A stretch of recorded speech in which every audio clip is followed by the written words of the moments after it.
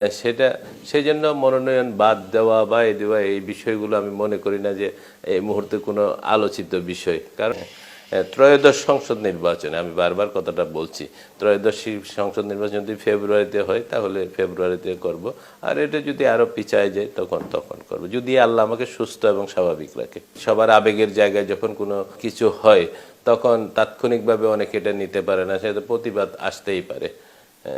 তাছাড়া সীতাকুণ্ড মানুষের সাথে আমরা কাজ করে যাচ্ছি। আমার বিশ্বাস যে সীতাকুণ্ড মানুষ সবসময় আমার সাথে থাকবে, আমি যে অবস্থায় থাকি না কেন। আমি যখন জেল থেকে বের হই আপনি দেখবেন যে আমি ব্যবসা বাণিজ্যগুলো আমার অনেকগুলো আগুছালো 8 বছরে, যার কারণে আমি কোথাও বেশি অ্যাক্টিভ না।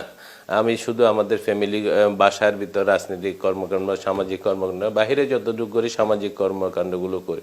এইসব বিষয়গুলো নিয়ে অনেকের মধ্যে হয়তো ভুল বোঝাবুঝি বা বিভ্রান্তি থাকতে পারে, সেই কারণে হয়তো ভিন্ন কিছু হতে পারে। কিন্তু আমার বিশ্বাস যে সীতাকুণ্ডুর জনগণের জন্য আমি যেহেতু কাজ করি, সামাজিক কাজগুলো যেহেতু আমি সবসময় করে যাই উত্তর চট্টগ্রামে, নট অনলি শুধু সীতাকুণ্ড, তো আমার বিশ্বাস যে জনগণের আস্থার প্রতি সবাই সম্মান রাখবে এবং জনগণের বিশ্বাসের প্রতি কেউ আঘাত দিবে না।